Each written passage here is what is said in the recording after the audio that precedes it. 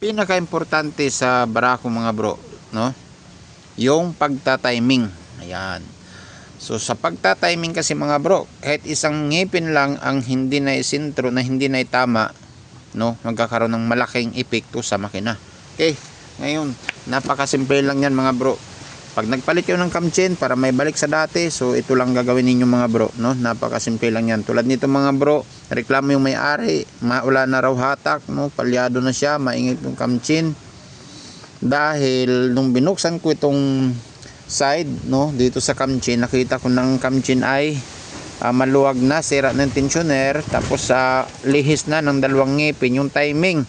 Ayan, okay. So para sigurado mga bro sa timing ng barako, dahil yung barako walang binubuksan dito sa gilid, sa cover, so mas maganda pa nabuksan na lang ninyong buong cover, silipin dito yung timing dito, puro itong letter F at saka letter T. So ako nagta-timing dito sa letter T, no, sa flywheel.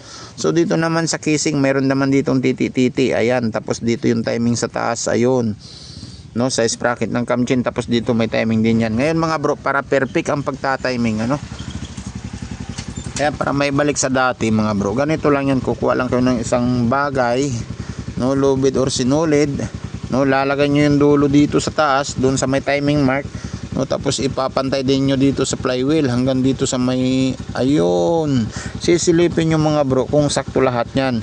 1, 2, 3, 4, apat na timing mga bro, panglima na yung sa butas ng crankshaft. Ayun, sentrong-sentro na mga bro. Okay, so sisentro nyo dito sa titi-titi, sentro nyo dito, sentro dito sa butas ng crankshaft ng sigunyal. Okay, at dito sa timing ng sprocket ng camchain, at dito sa cylinder head. Okay, ayos.